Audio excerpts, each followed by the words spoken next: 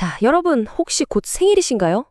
보통 생일하면 무슨 선물 받지? 이런 기대부터 하게 되잖아요. 근데요, 오늘 제 이야기를 듣고 나면 그 생각이 아마 180도 바뀔지도 모릅니다. 대체 생일이 뭐길래 그러냐고요? 지금부터 한번 제대로 파헤쳐보죠. 보통 생일하면 딱 떠오르는 거. 맞아요. 선물 받고 축하받는 날이죠. 근데 만약에 그 생각이 내가 인생을 좀 잘못 살고 있다는 신호라면요? 어떠세요? 좀 충격적인가요? 바로 이겁니다. 자식이 선물 주기를 기다리는 건 내가 인생을 실패했다는 뜻이다. 와, 정말 강력한 메시지죠? 이게 바로 오늘 우리가 파고들 생각의 핵심이에요. 여기에는요, 단순히 생일 선물을 받고 안 받고의 문제가 아니라 우리가 세상을 보는 방식을 완전히 뒤집어 버리는 아주 깊은 철학이 담겨 있습니다. 자, 그러니까 생일 이야기로 시작해서 저기 우주의 비밀까지 한번 같이 떠나보시죠. 그래서 오늘은 이런 순서로 이야기를 풀어갈 거예요. 먼저 생일의 의미부터 다시 생각해보고 나눔의 가치, 그리고 인생의 단계별 과업을 살펴볼 겁니다. 그리고 나중에는 스케일이 확 커져서 인간 탄생에 얽힌 우주적 비밀, 그리고 우리의 최종 미션까지 다뤄볼게요. 자, 그럼 첫 번째 주제부터 시작해볼까요? 생일. 과연 받는 날일까요? 아니면 주는 날일까요? 여러분의 특별한 날, 그 의미를 한번 다시 생각해 보자는 거죠. 이걸 보시면 차이가 확 느껴지실 거예요. 왼쪽 일반적인 생각, 우리한테 아주 익숙하죠. 선물 받고 축하받고 주인공이 되는 날. 근데 오른쪽 새로운 관점을 보세요. 생일은 오히려 내가 주변에 감사함을 표현하고 뭔가를 나누는 날이라는 거예요. 심지어 부모님이 자녀한테 네가 태어나줘서 고맙다 하고 선물을 주는 날이라는 거죠. 바로 이 지점에서 왜 선물을 기다리는 게 실패의 신호가 될 수 있는지 그 힌트를 얻을 수 있습니다. 결국 핵심은 이겁니다. 진짜 내 가치는요, 뭔가를 받을 때가 아니라 내가 뭔가를 줄 때, 나눌 때 드러난다는 거예요.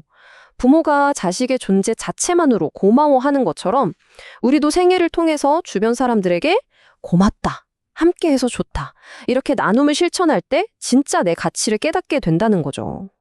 좋아요. 그럼 이렇게 주는 삶, 나누는 삶이 구체적으로 우리한테 어떤 좋은 점이 있을까요? 그냥 좋은 말이 아니라 이게 실제로 우리 관계나 인생 전체를 어떻게 바꾸는지 한번 제대로 들여다보겠습니다. 이 부분이 진짜 재밌어요. 보통 내 생일엔 내가 뭘 받을까 고민하잖아요. 근데 반대로 내 생일에 내가 친구들한테 뭘 해줄 수 있을까? 이걸 계획하라는 거예요.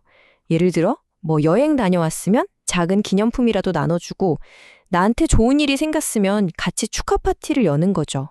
이렇게 하는 게 내 주변 사람들을 절대 떠나지 않게 만드는 가장 확실한 방법이라고 합니다. 신기하죠? 이건 마치 거대한 경제 시스템을 운용하는 것과 같아요. 내가 가진 걸 올바르게 지혜롭게 쓰고 주변에 베풀잖아요?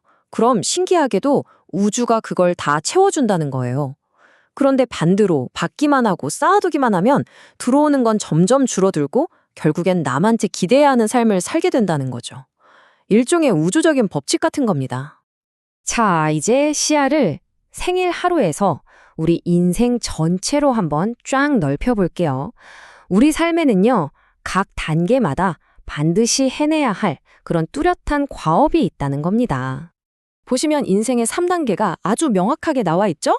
어릴 때는 스펀지처럼 부모님께 배우고 흡수하는 시기, 그리고 20대에는 그렇게 배운 걸 사회에 나가서 직접 부딪혀보면서 내 것으로 만드는 일종의 조율 기간인 셈이죠. 그리고 대망의 30대, 이때 비로소 진짜 독립을 해서 나만의 사회를 만들고 나만의 독창적인 길을 찾아내는 시기라는 겁니다. 그리고 바로 이 30대에 이루어낸 성취가 정말 어마어마하게 중요해요. 이때 찾아낸 나만의 방법, 나만의 지혜를 주변과 나누기 시작하면요. 그 영향력이 우리가 상상하는 것 이상으로 정말 순식간에 쫙 퍼져나간다는 겁니다. 이게 바로 세상을 이롭게 하는 힘의 출발점이라는 거죠. 근데 만약에 이 30대에 이룬 나만의 길이라는 게 그냥 개인의 성공으로 끝나버리면 어떨까요? 이 철학은 우리의 삶이 그것보다 훨씬 더 큰 그림의 일부라고 말합니다. 우리가 왜 이런 인생 단계를 겪어야만 하는지 제대로 이해하려면요. 이제 개인의 삶을 넘어서 인간이라는 존재 자체가 도대체 어떻게 이 세상에 오게 됐는지 그 어마어마한 우주적 비밀을 들여다볼 시간입니다. 이거 정말 놀라운 개념 아닌가요? 이 관점에 따르면 우리는 원래 신적인 존재였다는 거예요. 수많은 신들 중에서 선택받아서 진짜 엄청난 경쟁을 뚫고 인간의 몸이라는 티켓을 따는 존재라는 거죠. 그 스케일을 한번 상상해 보세요. 우리 은하에만 태양 같은 별이 자그마치 수천만 개라고 합니다. 수천만 개요? 그리고 이 모든 것들이 바로 우리와 연결되어 있다는 겁니다. 그리고 이 수많은 별들이 그냥 멀리서 반짝이는 우리랑 아무 상관없는 존재가 아니라는 거예요. 단 하나도 빠짐없이 그들은 모두 우리와 관계가 있다. 와, 대체 이게 무슨 의미일까요? 모든 별이 나와 관계가 있다니? 그 해답의 열쇠가 바로 이 영혼의 세탁이라는 개념에 있습니다. 한 생을 마친 영혼이 곧바로 다음 생으로 넘어가는 게 아니고요. 그 대신에 우주에 있는 수많은 별과 행성들을 여행하면서 그동안 살면서 묻었던 때를 싹 씻어내는 그런 정화 과정을 거친다는 겁니다. 이 과정을 한번 보세요. 정말 장대하죠? 죽음 이후에 우리 영혼은 우주를 여행하는 거예요. 어떤 영혼은 저쪽 별에 가서 한번 세탁하고 또 다른 행성으로 옮겨가서 또 다른 정화를 거치고 이런 식으로 온 우주를 돌면서 모든 과정을 다 마쳐야만 비로소 아무것도 모르는 순수한 아기의 영혼 상태가 되어서 인간으로 다시 태어날 자격을 얻는다는 거죠. 자, 이렇게 어마어마한 우주적 여정을 거쳐서 태어난 우리는 과연 어떤 존재일까요? 그리고 이런 우리에게는 어떤 책임이 주어져 있을까요? 이제 마지막 주제로 넘어가 보겠습니다. 이 모든 과정을 통과해서 태어난 우리를 바로 천손, 즉 하늘의 자손이라고 부릅니다. 이건 그냥 이름이 아니에요. 그 길고 긴 우주적 여정을 통과한 존재에게만 주어지는 아주 신성한 혈통이자 특별한 정체성을 의미하는 거죠. 그리고 천손인 우리는 결국 우주의 주인이라는 결론에 도달하게 됩니다. 왜냐하면 애초에 이 우주를 운용하던 그 신적인 존재들이 바로 우리 자신이었고 그 경험을 하기 위해 잠시 인간의 몸을 빌려 이곳에 온 것이기 때문입니다. 그렇기 때문에 우리의 책임이 정말 막중한 겁니다. 이 소중한 인생 하루하루를 그냥 흘려보내선 절대 안 되는 거죠.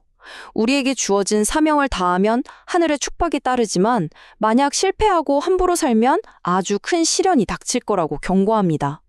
그리고 우리의 최종 목표는 이 세상을 널리 이롭게 하고 밝히는 동방의 등불이 되는 것입니다. 오늘 우리는 생일이라는 작은 이야기에서 시작해서 인간 존재의 우주적 기원과 그 사명까지 정말 거대한 여정을 함께 했습니다. 수천만 개의 별을 거쳐 정화되고 선택받아서 태어난 이 소중한 삶. 마지막으로 이 질문을 여러분께 던지고 싶습니다. 이토록 귀한 당신의 삶, 당신은 무엇을 위해 사용하시겠습니까?